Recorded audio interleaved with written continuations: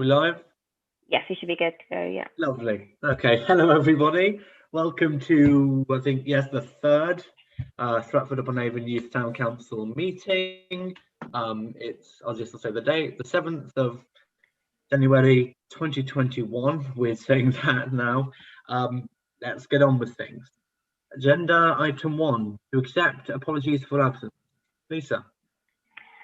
We haven't received any apologies for this evening. Lovely. Item 2, declarations of interest on items on the agenda. Would anybody like to declare interest on any of the items?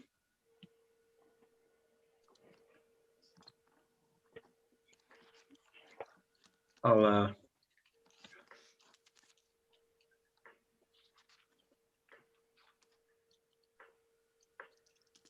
think we're good. Sorry, give me, there we go. Okay, just had to open participants to make an raising their hand. To receive any written requests for dispensation. Pecuniary, yeah, interests. No, we haven't received any.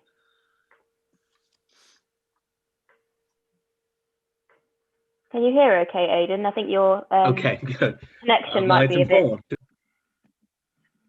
Yeah, it did say that. Sorry if I kind of go in and out. Hopefully, I told my dad to try and keep the internet usage to a low. Can everybody hear me? That's fine, please. You're breaking in and out, Aidan. Yeah, a bit laggy.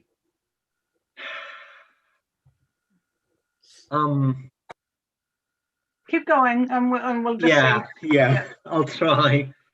Okay, item 4, to grant any request. Yeah, to grant any requests for dispensation as appropriate. No, we have none. Do we have any? No. Lovely. Okay, I'll just put on my fingers what item it is, just in case. Item 5, public participation, subject to a time limit of 15 minutes to receive any questions from the public. We don't have any members of the public present this evening, apart from Elizabeth, who's giving her presentation shortly.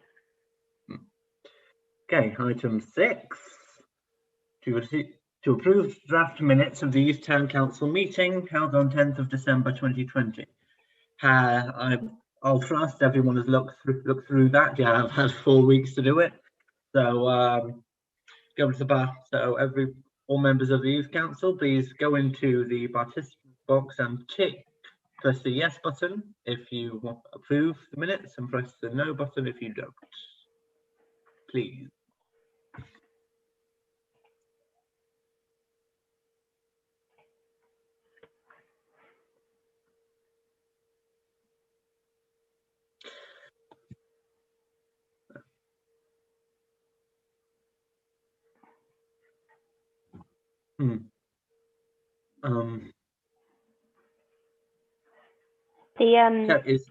The ticks came up but then disappeared for me, so I'm not sure if everyone's... Yeah. You'll just do it again if that's okay, so I can see. Sorry. No, it's okay. I just some ticks have come up, but then they've all gone again now. So yeah. Just Kerry at the moment. Yeah, Kerry's not. You here, Kerry? You? Yeah, I'm in. Sorry, I can't find the tick on my phone. I'm sorry. Oh, it's fine. Do you agree or not? That's to say. Yes, I do. I do agree. I agree. Lovely. Okay. Well, I thought that's a full house of agreements, so we can move on to the next item on the agenda. Item 7, receive feedback from Stratford-upon-Avon District Youth Forum. Now, I believe that would be Alfie. Yeah, that will be for the moment, thank you. So still going quite well at Stratford Youth Forum. We've approved our careers project, and we're starting to build on that. We're looking at holding interviews with people from different professions and then sharing them with other young people through schools and on social media. We had our Christmas meeting on the 14th of December, and thank you, Danny, for coming to that.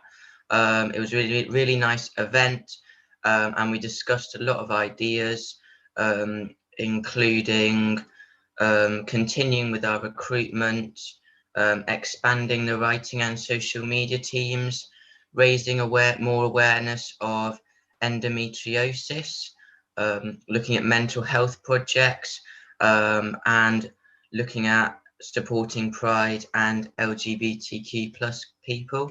And these are all topics which we're going to discuss further at our next meeting, which will be in a week's time. So we'll be able to let you know more then. Thank you. If anyone has any questions, just let me know. Thank you. Does anybody have any questions?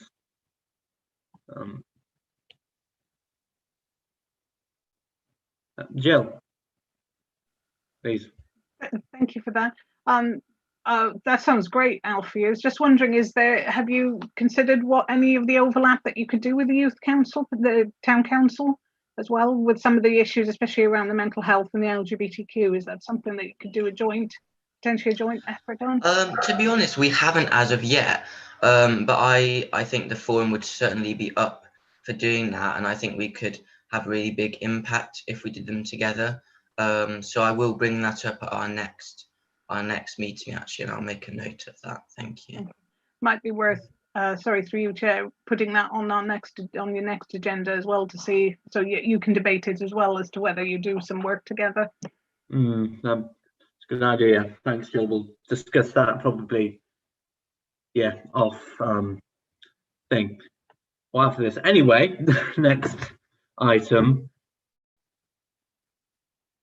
To receive item 8, to receive a presentation on disability awareness from Accessible Stratford Disability Advisor Elizabeth Dixon. Elizabeth, if you would like to, please. You're muted, Elizabeth. That was a good start. Sorry. So used to muting ourselves. So thanks very much for inviting me. Just wondering, I'm not too sure what you really wanted me to say. I touched base with Amelia earlier today. I've suggested that Amelia and I have a chat separately to this meeting as well. She's been really busy, I know. And I'm really busy, and I must tell you all that, so I call myself a willing volunteer. I'm happily retired, and I've been retired a long time, as I'll describe in a minute. Everybody went on to like bank holiday mode for Christmas and the New Year, and then this is the working world, and the working world started back on Monday this week. Me, as the willing volunteer, put a note on my shelf in front of my laptop on Tuesday morning at 11 o'clock that said, "Do not arrange any more meetings this week, you are too busy." And I'm the willing volunteer. So I've had a bit of a crazy week catching up. Just a little bit of background about me. I was a police officer in Birmingham for 20 years and was injured on duty. And I'm now a wheelchair user. I was in a car accident, multiple injuries, and I've been a wheelchair user since 1986. So I've seen life as a normal person and very much now a person with a disability. And a significant one at that, although I actually don't think of myself as disabled. I think of myself as a bit like an intercity express, rushing around trying to do the best I can to increase disability awareness. When I had my accident, I was living in Solihull. Mum and Dad lived at Stone-the-Wold, and I came to Stratford as somewhere in the middle. I'd been in the spinal unit, couldn't go back to my home. It was upstairs, so I needed somewhere level. Picked Stratford. That was good. But then when I got here, I couldn't get into any of the buildings, couldn't get in the banks. None of the banks were accessible in 1986, 87. I used to have to hand my cash card over to an employee of the bank, and I used to have to tell her my PIN number for her to go in and get me money to come back out again. Nowadays, of course, cash machines have got a code of practice, and they're all at a good height for wheelchair users, people who might be shorter in height, people with hearing impairment because they have Wi-Fi built into them and hearing loops. So in 30 years, we've made a bit of progress. But not being able to get into buildings, I started to say to the council, the district council, who are responsible for planning, well, why can't I get into this building? Why aren't you doing anything about it? Well, there wasn't any law to make anybody do anything about it, no planning laws. My accident was before something called the Disability Discrimination Act. That was in 1995. And that was overtaken in 2010 by the Equality Act. Now, I guess I'm hoping that most of you have heard of the Equality Act. If you haven't, I suggest you go. It's got several areas to it, disability being one of them. It's a form of protection, but it is only civil law. It's not a criminal law. So there is no way that I can say to or make or ask somebody to do something to make somewhere accessible. They haven't got to do it because it's a civil law. I could suggest that they might want to go into a civil court and discuss it, but it doesn't work like that. In other countries, Australia and America, lack of access to goods and services is a crime and punishable. So there's a huge, big difference. And as far as I know, and I'm fairly involved at all sorts of levels, right up to Parliament level for some things, access to goods and services will never be a criminal law in this country. It will always be open to negotiation. But winding back to my early days of disability, the local council said to me, well, we don't do a lot of training on access. Tell us what it is that the problem is and let's see what we can do. So I started to say, well, I need to get into the bank. We need to get rid of the steps. Can we have a ramp? Could there be another door? What about the person who can't hear very well? Have you got a hearing loop fitted on your counters? Can we reach the cash machines? In the early days, we couldn't. Have you got anything in a larger print for somebody whose sight might be impaired? So all these sorts of things were gathering pace. And part of my police work, I've got a couple of law degrees. One's in forensic science, so that's not much use for accessibility.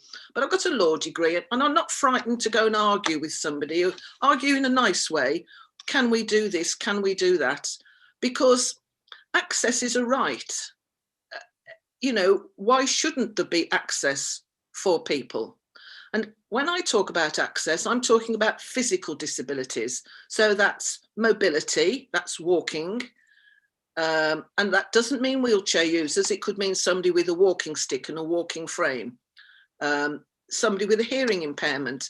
And that might just be lowered hearing or a hearing aid or completely deaf, maybe born deaf, might need the use of sign language. All sorts of things. And then we have sight impairment, and that starts with actually wearing spectacles. And there's a few of us here tonight wearing them. And for different reasons, we're wearing specs. And then there may be losing our sight for different reasons. So the work I do is through physical disability. And I say the work I do as a willing volunteer, and I like doing it. I really enjoy doing it. I call myself like treacles spread thinly over different areas, because I do a bit of work with the RSC, the Birthplace Trust. I might chip in for the town council when I see something, or note something in the minutes, or the town clerk might occasionally ask me for an opinion about something. Some of the councillors might. I do the same at district level, and I do work with the county council, mainly on highways, to do with blue badge parking spaces. And I've been quite involved with the changes in the town centre because of COVID, because it was really important to keep blue badge parking bays available in the middle of town for people who need to shop and who have a blue badge. And a blue badge, if you don't know, is issued to people who have a mobility impairment, can't walk allegedly more than 20 metres, but people who have a sight impairment can also have a blue badge. The idea is to get them nearer to the shop so that they can lead as normal a life as possible. I have very little experience of mental health. and mental health is another broad field, which also includes dementia and Alzheimer's. So I don't have much knowledge to talk about those, but I do little bits of work with some of those organisations. Disability, physical disability, is about 15% of the population. And that may be born with the disability or acquiring the disability. When we add in mental health, we go up to 22% of the population. That's a huge number. That's almost, what, 1 in 4, isn't it? So 1 in 3, 1 in 4, 1 in 5. That's a massive number. Now, some people will talk about their disability, and I know Amelia mentioned it. She might not want to use the word disability, and I'm sorry if you don't, sorry. But so mine's fairly obvious because I'm sat in my wheelchair. When you go and work for somebody, you're often asked to fill in an application form. Do you have a disability? Now then, you don't have to say yes. It's your choice entirely. There can be an advantage to saying yes because you could get extra support, but people are nervous about declaring disabilities in case they're picked on. And unfortunately, you can be picked on. Are any of you involved with any hate crime projects? Anybody here at all done any work with hate crime at all? Okay, so hate crime covers more or less all of the Equality Act. So that's gay people, older people, disability. And hate crime is not very nice. It's people just not being very nice to you. And that's an area that the police do. And I do some work with the police with that. As part of my work so I call myself Accessible Stratford because I was and I'm going back a while now, and I keep forgetting how long I do forget how long I've been doing this for. I used to turn up at meetings and people would say, oh, this is Elizabeth Dixon, the blue badge user. And I thought, oh, I don't like that very much. So I invented Accessible Stratford. And I have to say, I'm really sorry. I meant to bring with me one of my guides so I could hold it up and show you, because I produce an access guide. But I'll send, I'll make sure Lisa's, there's a website, so I'll make sure that Lisa puts it into the minutes. And I'm really sorry. So I've been producing an access guide for some time that's focused on Stratford town. There's a map that focuses on where the blue badge parking is, where the accessible toilets are, really important. And an accessible toilet is normally a standalone toilet with a radar key. So it's a key, that's a special key, so it's not used by everybody. Radar is a disability organisation. It's a toilet that's a bit larger than a normal one, room for somebody to go in with their wheelchair or maybe their mobility scooter. They might have a carer, they might need aid, support to use a toilet. So the toilets and the parking are on the map of the town centre. And then alongside it, up until now, the last 5 guides that I've done have talked about the accessible shops and restaurants in the town and other facilities. The library is very accessible. The town council, the town hall is now accessible. Going back not many years, there was no lift, no accessible toilet. I saw people carried up and down the stairs in the town hall so they could go to other levels. I never was, because I wouldn't let anybody lift me anywhere. In the spinal units, we were taught not to be lifted. But if people were happy to be lifted up the stairs to join in, that was their choice. So I produced a guide, and I'm so sorry I'm not in my wheelchair. I'm sat in an armchair, otherwise I'd go and get one to show you. The boys from Kes helped me to do the first one. They actually walked around all the town centre shops for me, and I gave them a list of questions. Can we get into the premises? Have you got a ramp? If you haven't got level access, have you got a ramp? Do you have large print information for your customers? Have you got a chair for customers to sit on? If you're a restaurant, have you got a large print menu? Just basic information, and I put all that into my guide. Now, because of COVID, things have changed. Over 50% of the contents of my guide no longer apply. Businesses have closed down and moved out. So just before Christmas, I applied to the Town Trust for a grant to produce a new guide, and I should say they've sponsored me most years, or supported me most years, to produce a guide, for which I'm eternally grateful. And I was with their chief exec yesterday and saying to her, thank you so much. So I'm now doing a reduced version guide, still with the map. So you visit our town or you live in the town, you can see the parking, see the essential information. And then I'm just going to list the things that are more important, like banks that you can get into, the town halls being accessible, the district council, the library. The library is a great source of information for everybody. I'm taking most of the businesses out, and of course a lot of the hospitality organisations, the cafes, the pubs, the restaurants, because they're closed down. I just think it looks wrong. So what I'm doing is a guide with, instead of doing a run of 5,000, I'm doing 500, and then in a few weeks' time or a few months, I'll hopefully, as things start to change, I'll expand it and go back again.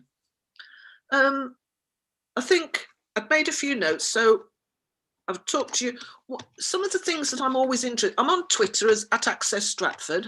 If any of you want to look at what I do, I try not to moan too loudly because I don't want to get trolled. And I'm still not sure what trolled means, but it sounds impressive. Sounds as if I know what it means. Because in the past, I've commented about blocked pavements. If you've got your car half blocked on the pavement, you can't get past with the pushchair or the wheelchair. And if I say the wrong words, then it's not, doesn't go down very well. But why do you have to park on the pavement? What's wrong with parking on the road? Access to goods and premises, you know, it covers pushchairs as well. And a double pushchair, twice the width. It's enormous to get into shops. They need a bit of space to move around. And of course, with COVID, we all need more space, don't we? You know, more space than we ever had. I shop in Marks and Spencer's in the food hall. I still can't use the self-service tills because they're above my head, sitting in my wheelchair. So I always have to go and get in the queue for the cashier till, which means most of the time I'm waiting. I haven't gone through. So I have to learn a bit of patience. I still try on a daily basis. Obviously I'm not going out very much at the moment because I'm under clinically extremely vulnerable. Don't feel it, but I'm supposed to be. So I'm not going out as much, but I will still, if I see something that I think could be improved, I will ask a company, ask an organisation, because if you don't ask, you don't get. I think something else I'm involved in is Shop Mobility. Shop Mobility lend mobility scooters to people so that they haven't got to purchase their own, and it's in the Bridgeway car park. And you go and hire one for a couple of hours or a day, which means you can then go shopping and join in. On my one of the words I use, the phrases, I use inclusion a lot. I use #inclusion because that's what I want to see, inclusion for everybody, whatever your ability is. And I like to use the word ability, not disability. And for me, because I'm in a wheelchair, I am an independent person. I live on my own. I don't need any assistance apart from Merry Maids to do my cleaning, which is fairly normal, I think. Well, for some people it's normal, but I don't have a care plan. But I just think people can imagine that I only want to talk about wheelchair users, and that's not true because I am the absolute minority. I'm about 1% of people with disabilities. So I always say access is more than a ramp, and I've got that on my business card. I'm always very keen on, I'd like to encourage people to learn British Sign Language. So if any of you can do online courses, British Sign Language is a really useful language. I do some work with our hospital trust. I do work with translating into other languages, something called Language Line, because I've been involved with the Syrian refugees in Stratford-upon-Avon. So I've become even more interested in other languages, not speaking them, but the interpretation and the provision. But I've also been doing some work with the Hospital Trust on staff learning British Sign Language. Have any of you ever done any courses on British Sign Language? Is it talked about at school at all? No, not at all. Okay. Alfie, please. Yes, Aidan, you have. No, Alfie, just. Oh yes, sorry. I was just going to say, I haven't, but I think at my school it's now taught to a lot of the younger years. I think it's maybe one lesson a week or one every 2 weeks as part of the teaching. Okay, well, British Sign Language, there are very simple courses. It's in 4 stages. It is literally using your fingers, but you don't do every letter in every word. You shorten the words down.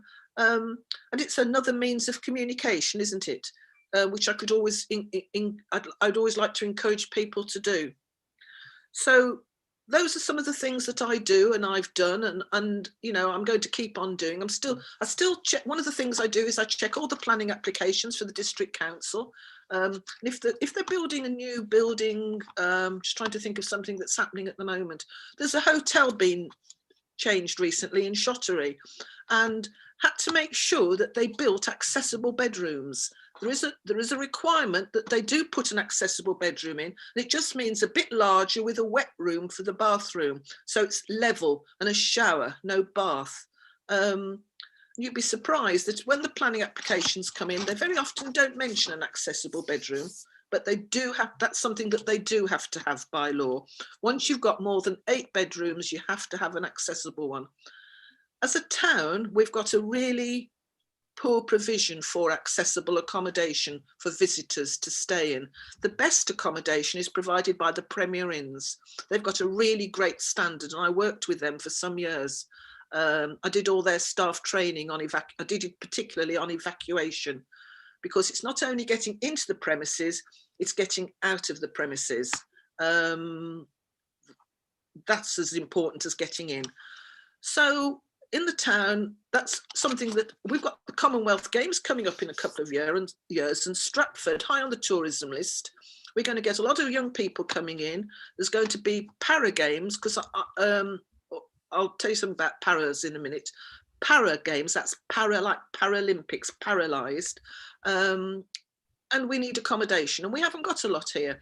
One of the things that I have done, just 2 more things, and then I'll see what you think. 2 more things. I would like to tell you, and I'm always proud to say, that I have got a bronze medal from going to some Paralympics in Seoul. I did wheelchair bowling long time ago, did it brief, didn't do it for very long. When you go to the spinal unit, they're very keen to get you rehabilitated.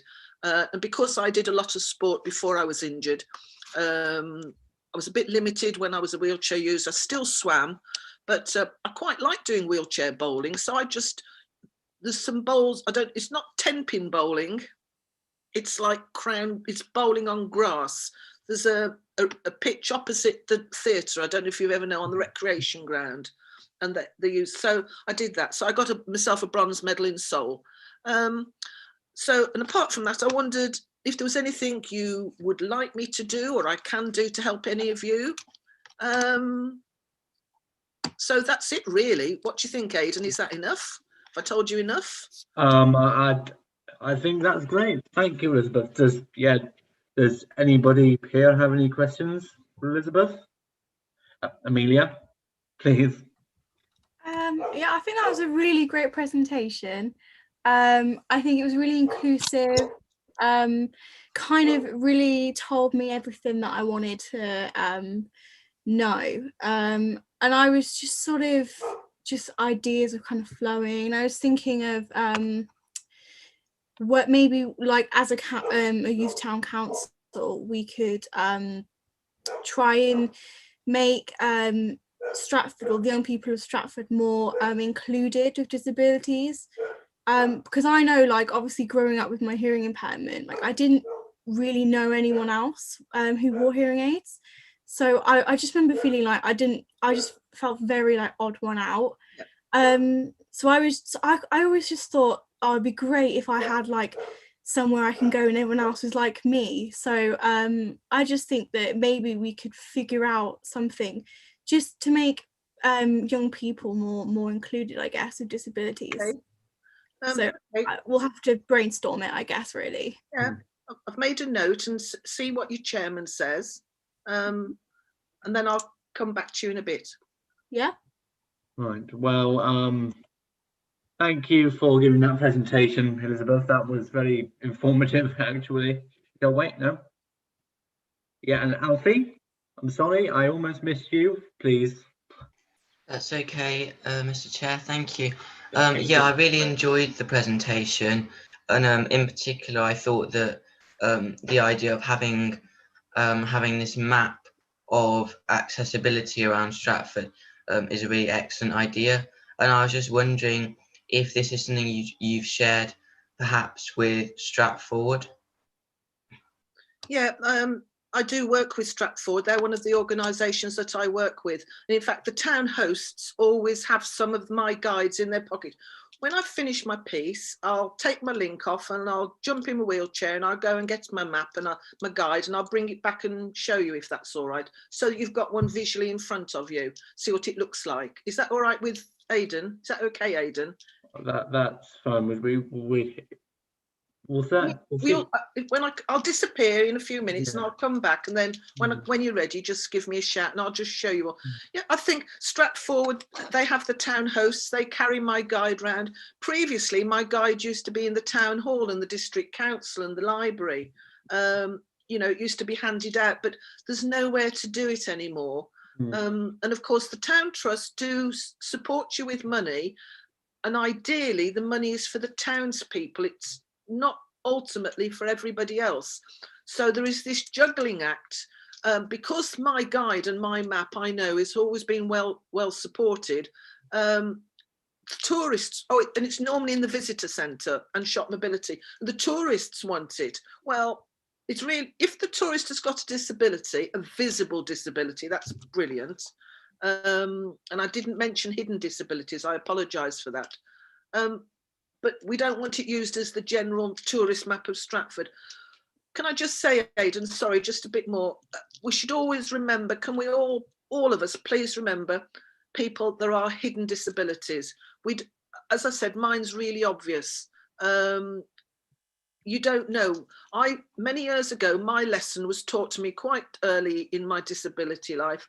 Somebody parked next to me in a blue badged parking bay, got out of a car and started, and I sort of shouted, "Oi, missus, what are you doing? Where are you going?" And she'd got a severe heart condition and she was gasping for breath. Taught me a lesson a long time ago. There will be people who don't have a disability and misuse, you know, the systems that we've got in place. But generally, let's trust people. But, you know, so that's what I'd like to say. Okay, thanks, Aidan. Okay. Thank you, Elizabeth. Now, we'll see if we have time. We'll see if we have time at the end for the thing that you wanted to show. Thank you. Okay. Okay, and now, next Jill's item got on her the hand up, agenda. sorry. Oh. Sorry, Aidan, Jill's got her hand up. Oh, sorry, Jill, please. That's okay. No, I think Lisa's done it as well, so I'm sure it's for the same reason. Lisa's now got the link to your page, Elizabeth, so it's the same thing. We do want to screen share so you can show your link, save you moving, Elizabeth. If that's okay with you, Chair. I will do that.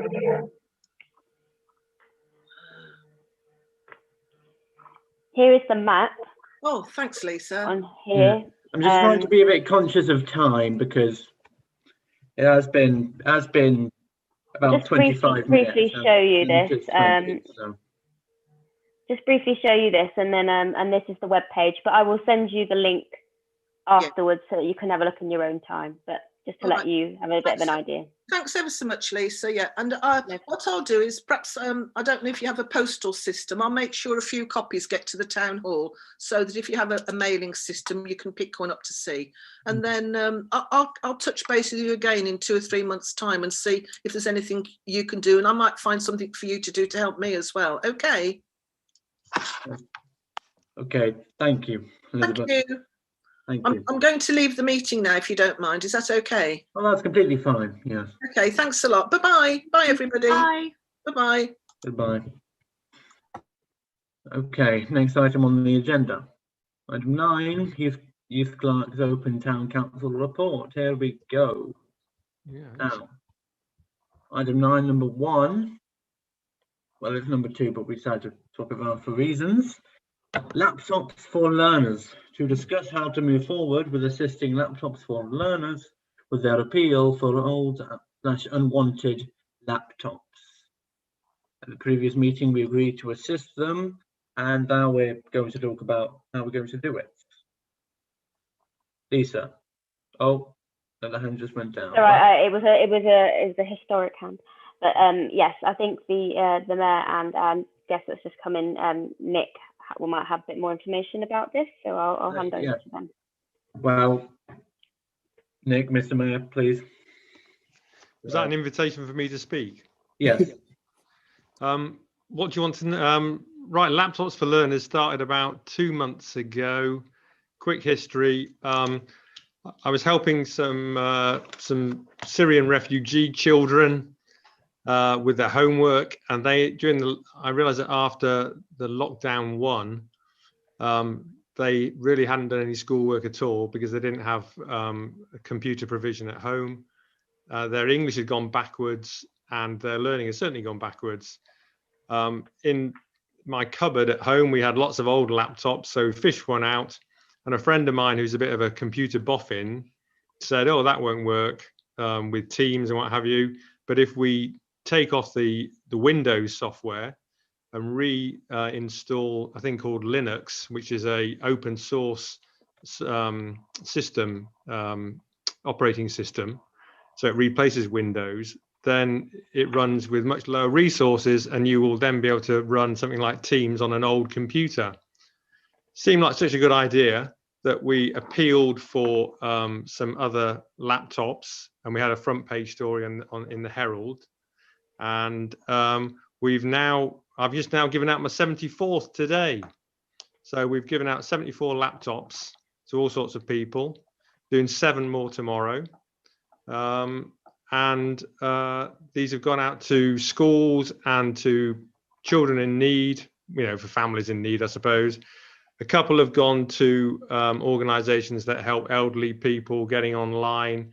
A couple have gone to people who are looking for jobs and can't write a CV and can't, really easily look for work without a laptop. So all sorts of people, but I would say 90% have gone to 95% probably have gone to kids who are trying to connect at Stratford High and local primary schools and all sorts of other schools. And we've got, we could do with some cash because we've got a load of Dells and a few Macs that we haven't got a lead for the Macs, and for the Dells, they've been given to us by a corporation and they've taken out the hard drives, and we need to buy replacement hard drives if we want them to work. And they're really nice PCs.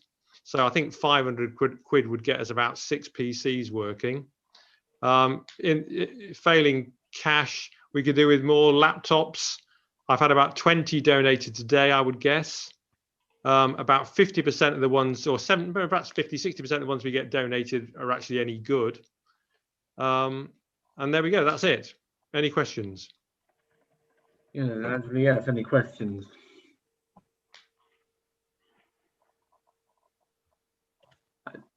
No, just got a chat. Yeah, actually, that's a good idea. Jill, thank you. How could we support you? Well, I don't know what age you all are. Are you? What age are you? Well, we're 13 to 18. Yeah, this would. Okay. Well, I'll tell you what. The other thing that happened was initially, of course, I contacted schools. And I thought the schools would be very keen because there was a lot of headlines in the papers that the government were going to give laptops and computer devices to all kids who are in receipt of free school meals. And in the event, that was scaled back from 100% of kids who were in receipt of school meals to about 20% of kids who were in receipt of school meals. So far fewer children than were expected ended up with devices, which is one of the reasons why lots of people don't have a computer to do their schoolwork on. And maybe, I don't know, maybe you're all lucky kids and maybe you've all got a computer at home, but there will be kids in your school, in your college, wherever, who go home and they can't jump onto the Teams system because they haven't got a computer. And there's even more kids, I guess, whose big brothers got it and they can't get onto it, and they've got to do a geography piece of coursework for tomorrow, and their big brothers playing Call of Duty or whatever. So I bet there's loads of tensions in lots of families, and lots of people need these things.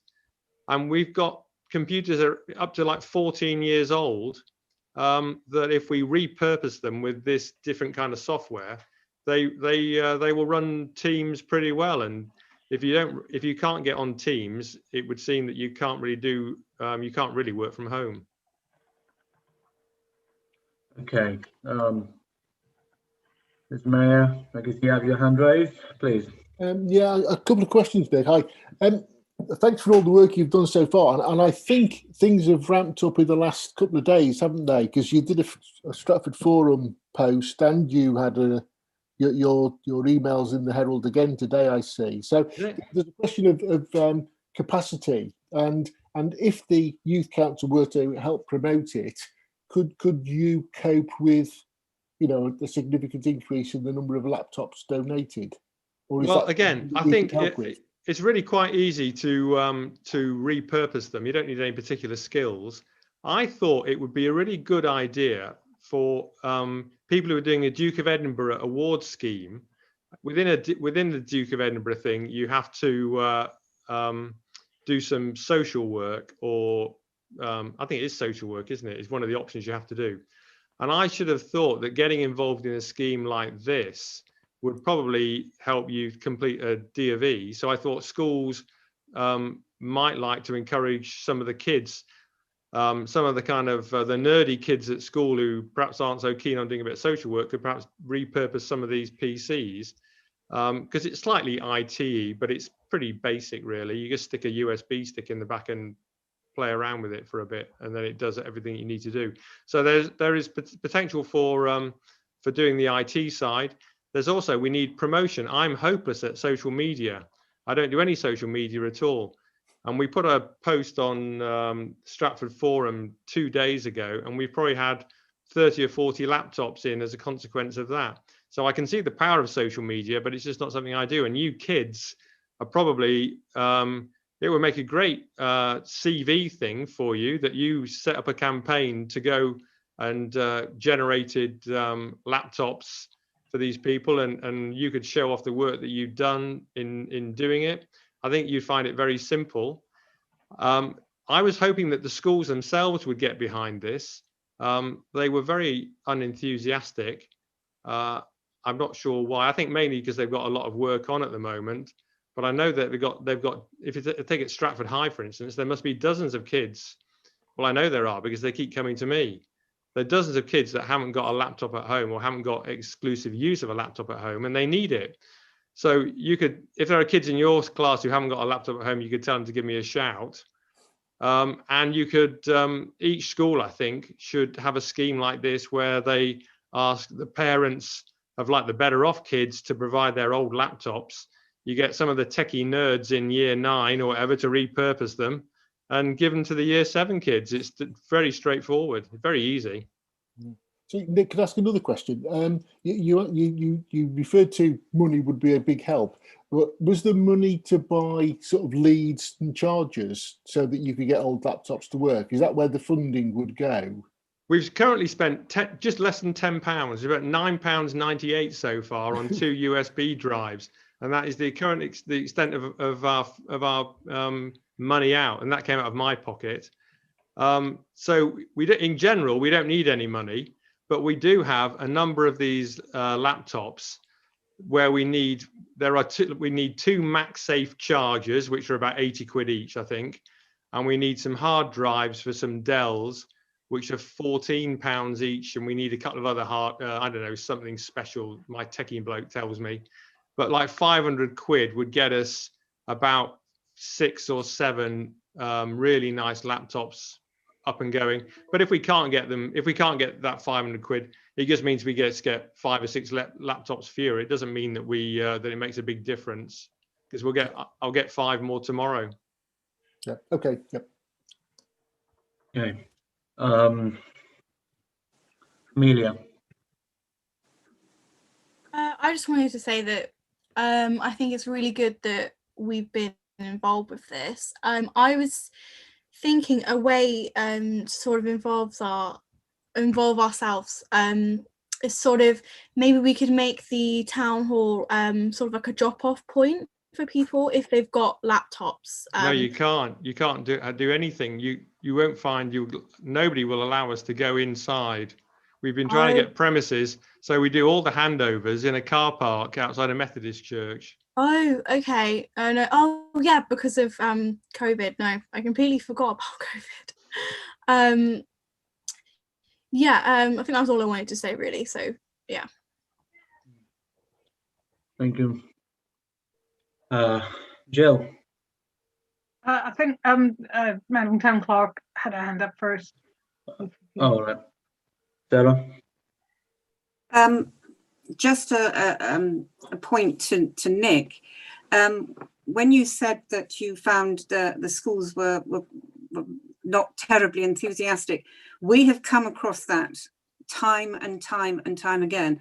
And when I've discussed it with various heads, they've actually said, you're talking to the wrong people. You should be talking to the parents' associations. There aren't any parents' associations. Right. And there are in junior schools, but not in secondary schools. Well, KS has one. KS has got 3, but the other schools don't seem to have any at all. The high school does. The high school does.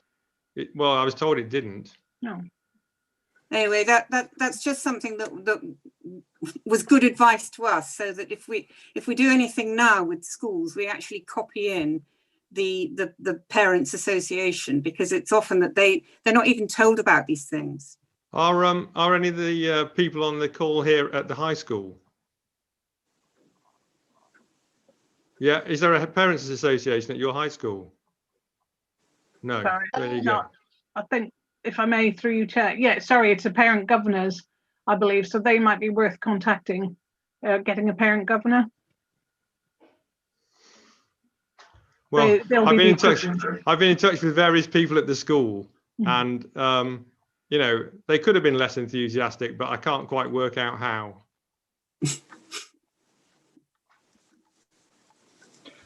Okay, well, Jill.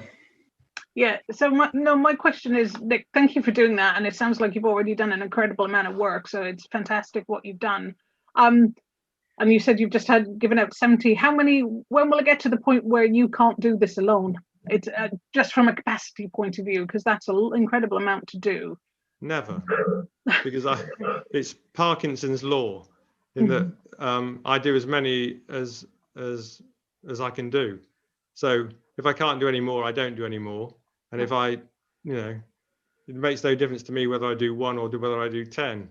There's no demand on me to do more than I do. Yeah. So if it just means that fewer kids get them, but that's not a problem to me. It's a problem to the kid. Yeah.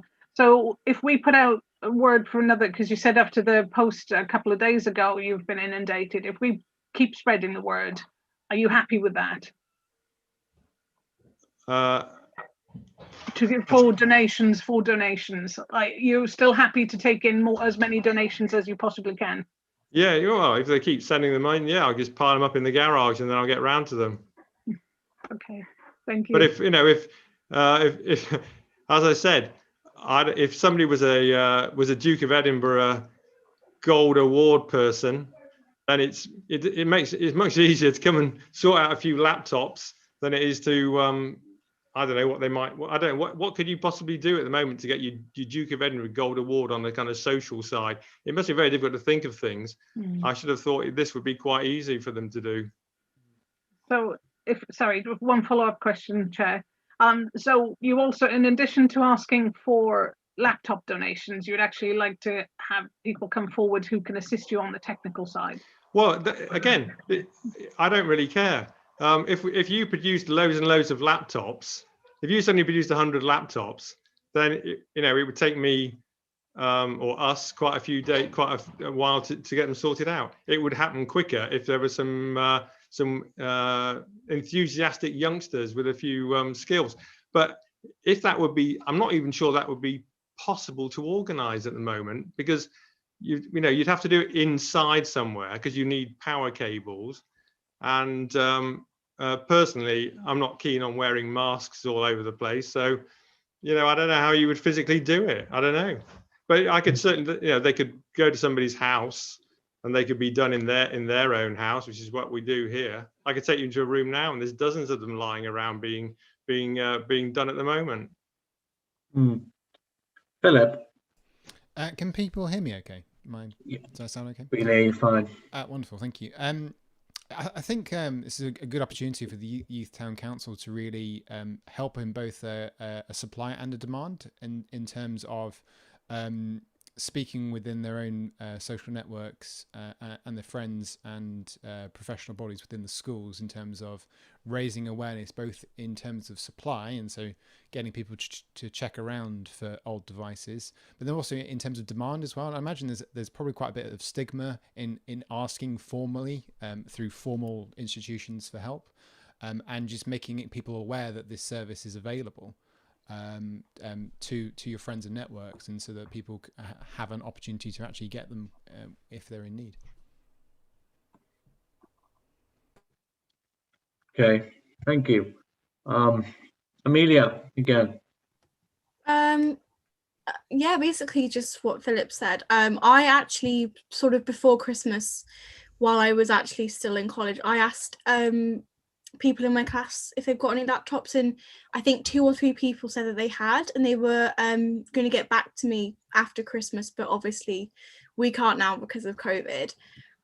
So I think just asking around, like in our classes and our friends, I think would be a good way to get people to donate. So yeah. Let me tell you a little story about that. So we've supplied laptops to Thomas Jolliffe School, Snitterfield School, Honeybourne School, Loxley School, various other schools. We've done between 5 and 7 laptops to these various schools, and loads of kids at the high school and elsewhere. And each school, I've said, would you please put out an appeal to your parents to send in laptops? All these schools, and they all said, oh yeah, we'll do that. What a great scheme! Give us your laptops. So we gave them these nice working laptops, and guess how many laptops we've had back from all those schools? 2. We had 2 from Loxley School. Apart from that, we've had none. So I think going through the schools, I appreciate they've got a lot on it and they're busy, but I suspect that one of the reasons that they're busy is that so many of their kids haven't got a laptop. I think if people I know maybe not younger children, but like people, kids our age, if you just go home and ask your parents, or just have a route around your house, because you never know, you could just have like an old one lying around. Because all of my friends that I asked, they said, yeah, that's sure, I've got like one lying around. They were going to bring them in, but obviously we can't now. So I think maybe instead of going through schools, just going through like the actual kids, I think, I don't know, a bit more direct, but yeah. Okay. Alfie. Thank you. Yeah. One thing I might suggest is I think a lot of the reason why schools don't really want to get involved is kind of because it's effort for them, basically. But from my experience, they are sometimes quite happy to help promote things like this, as long as it's kind of minimal effort. So, for example, if we as Youth Town Council were to put something about this on our Twitter, then I know pretty much 99% sure the head teacher of my school would retweet it if we asked him to. And I think it's likely that a lot of other school head teachers would do that sort of thing. That's just 2 clicks for them, really. Yeah. Well, one of the reasons that the schools weren't keen is to do with safeguarding. And so their concern is that the laptops, if they put their name to it, if we gave out a laptop and it had dodgy data on it, let's say, then that they would in some way be liable. But of course, all the laptops that we get are completely clean, wiped, and fresh operating systems on. So there's no risk of that. So again, if we go to the high school, there's 1,000, how many kids are there? 1,400 kids. So nobody knows where all their laptops have come from. The only ones that you could be pretty sure were safe were the ones that we would have provided, and those are the ones that aren't allowed. But yeah, I think if the school were to do something like that, what I would want the school to do would be to be a collection point, so that the laptops would go into the school, the old ones would go into the school. So all they would have to do is, because I don't want 1,000 people turning up at my door, I'd like the laptops to go into the school and be collated somewhere, and then I could go and pick them up from the school. Or one of you bright lads and girls could bring them over to my place. Right, well, now we're going to decide how to move forward with this. I've noticed that a lot of people have been suggesting, and I think it's a good idea, to promote laptops for learners on the Youth Council social media. I think it'd be a good idea to put it to a vote. So let's vote on it then. Please say yeah, please vote yes if you think we should promote laptops for learners on social media, but no if you think we shouldn't.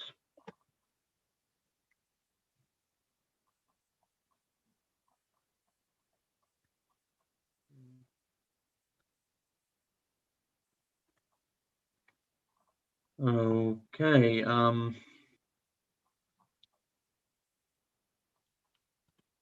Ollie, if you could.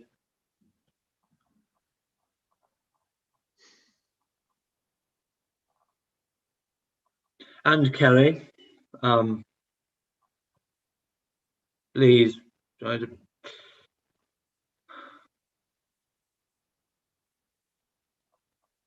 It isn't. There we go, full screen. Okay. Kerry, Ollie, please put a tick if you think we should support laptops for learners on the social media, Youth Town Council social media. Put a cross if you think we shouldn't. If you don't know how, or if you're on a phone, they've both ticked now. Pardon? They've both ticked now. I saw it. Oh well, for some reason I can't see it on mine. I wonder why. Strange, but hey, that's a full house of ticks, so we'll be doing that.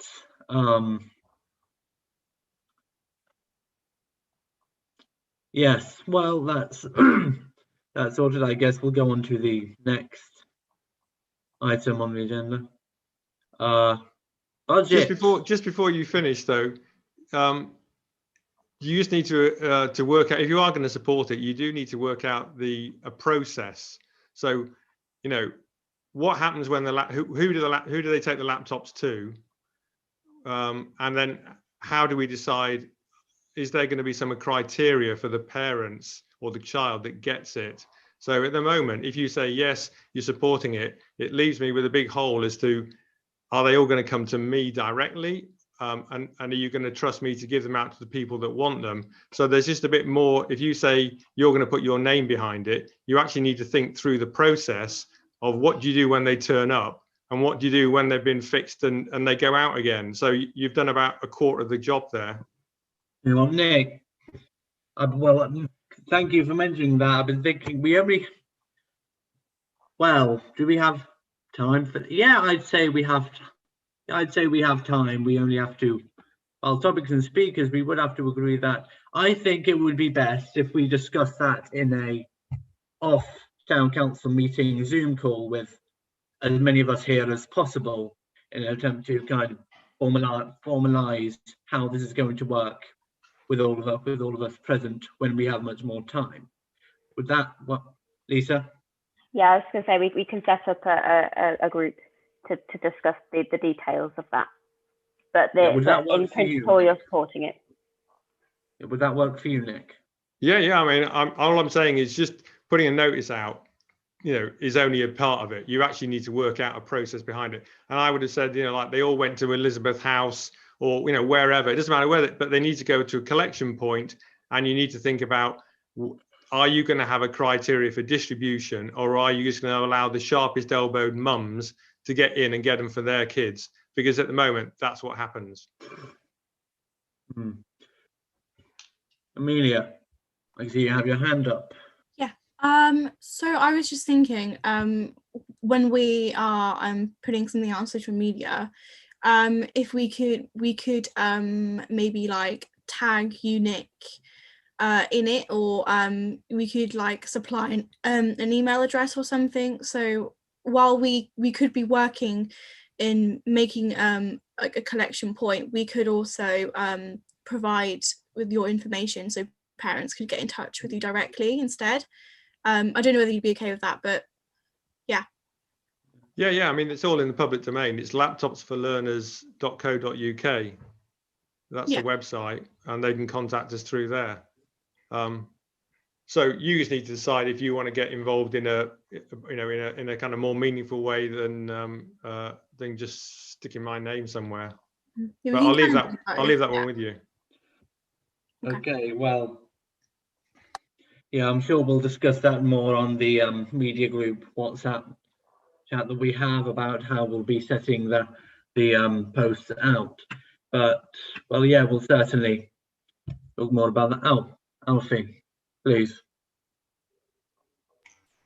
Yeah, I just think it is important before we move on to this, we should maybe have a bit of a discussion about, as Nick said, whether we want to approach this as a purely social media, just directing people to him, or whether it would be more beneficial for us to actually help with some of the logistics of this. Maybe you should start with a bit of market research and see how many people need these things. That would it would be interesting to know what the requirement really is. I've got absolutely no idea, and it would also be interesting to know that how many laptops per child in a house there were, because it's not only getting the first one there. I mean, in reality, you need one for each child, and this thing, it's the current close down is likely to go on for God knows how long, and so many kids aren't getting much of an education, and the solution is within our hands. The solution is under your beds, in your cupboards, in your desks. It just needs to be repurposed, and so it needs to be done pretty quickly as well. Anyway, so I leave you with it all now. Yes, please do. Thanks very much for the support. Thank you, Nick. Oh, one quick last thing. Jill, I can see you have your hand up. Yeah, that's fine. Yeah, Nick, I think the best way forward right now for the Youth Town Council is to have, as you've already suggested, a separate, essentially, task and finish group on how it will go, and they will discuss all the nitty-gritty. Can I just ask you, Nick, one question? Have you set up a criteria for when people have come to you asking for a laptop? Or has it just been whoever's contacted you? Yeah, I don't think I can't imagine how I could possibly legally ask any of the questions that might be required to be asked. No, that's fine. It's just good to know where if we were starting from somewhere. Thank you, Nick. I would say the people that have I mean, I've personally met everyone that we've given them to, and I don't think there's anybody who didn't need it, So I think we're probably giving it to the right people, but whether we're giving to the most needy, I don't know. But we are giving to people who are in need, but may not necessarily be the most needy. Anyway, thanks for your interest. Thank you, Nick. Cool. Okay. Bye-bye. Yes. Bye. Bye. Right. Well, next item on the agenda, 9.1. Yes. Budget, to finalise the budget for the Youth Town Council for the year of 2021 to 2022. Now, we've already had a ballpark figure of £1,000. Frankly, I think before we vote on that, is there anyone who would like to perhaps contest it, and we may discuss on it?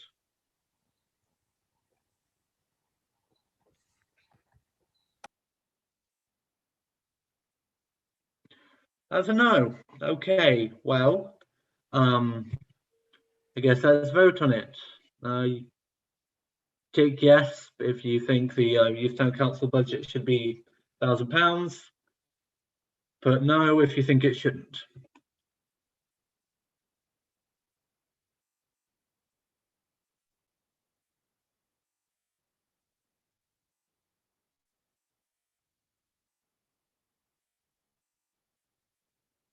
Yeah, Kerry, Ollie, I don't know why. I can't see whether you've put a tick or cross. Can you put a thumbs up or thumbs down? I saw Kerry's, so. Kerry and Yeah, I said yes. lovely. Sorry, for some reason No, it's okay. It's okay. You can't help can't it. see. I can't see them, so I think it's a bit dodgy. Anyway, so yeah, that's a full house of ticks. So yeah, it's decided the budget for the Youth Town Stratford-upon-Avon Youth Town Council will be 1,000 quid. Lovely. That's that finalised, and now item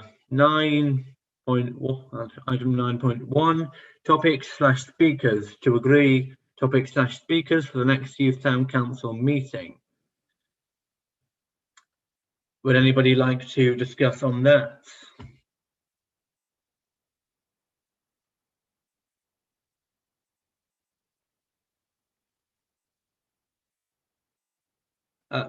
Lisa.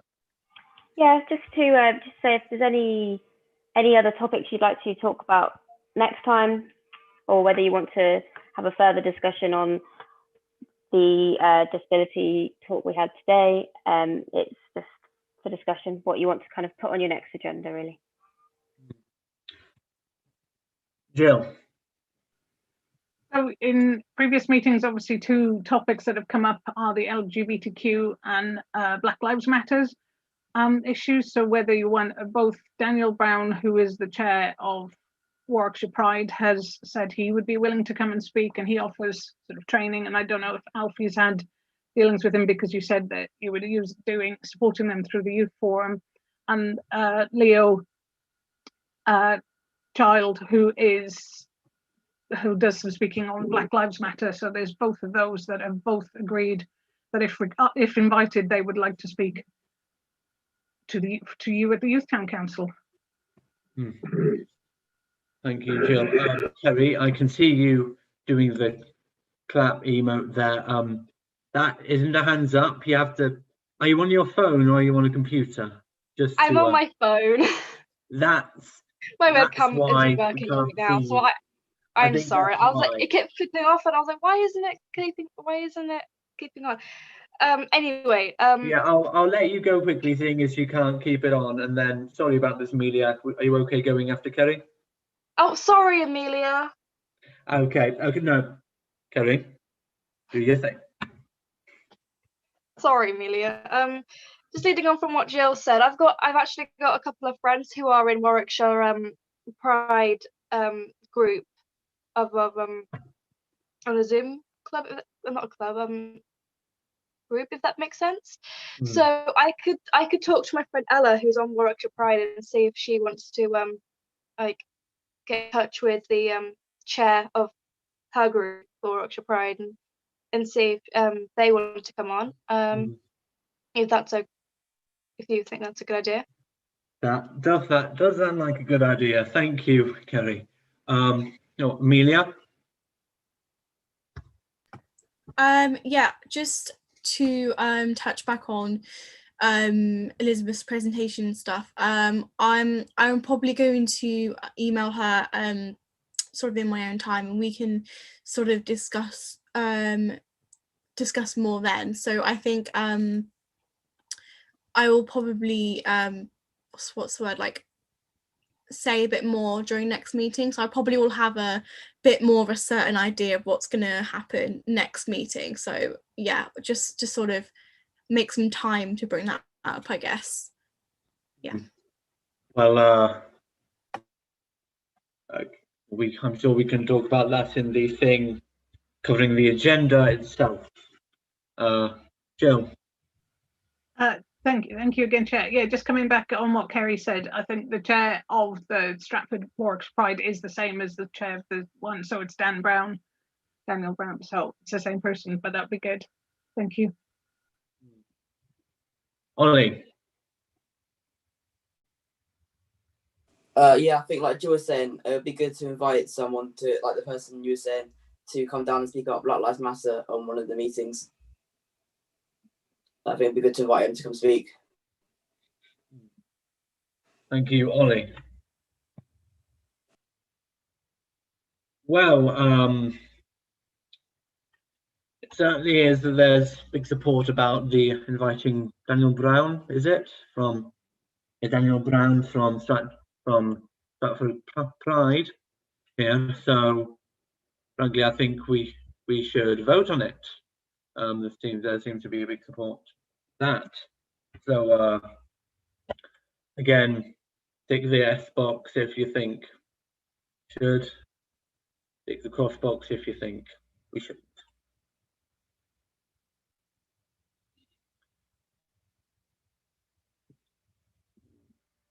Oh, Ollie, sorry, please.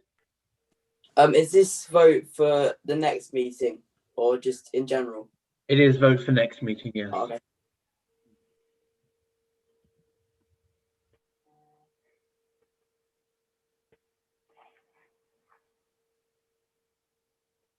Again, Kerry, Ollie, is that a thumbs up? Okay. Well, Jill?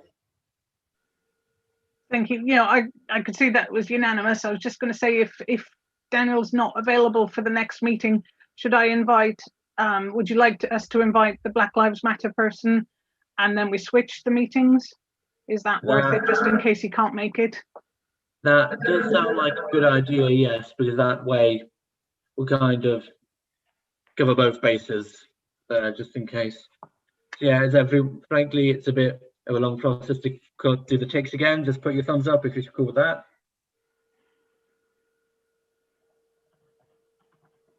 Saul, you. I'll count that as an abstention, I guess, but still, that would still be a majority even if Saul didn't vote. So we're good. Yeah. So Jill, if the Daniel Brown can't make it, please invite the Black Lives Matter person. Yeah, well, that's that. So just read this out. The date of the next Youth Town Council meeting will take place on the 5th on 5 p.m. on Thursday, the 4th of February, 2021. And that's the end of the agenda. So the end of the meeting. Lovely. I think everyone just say one goodbye quickly before we end all this madness.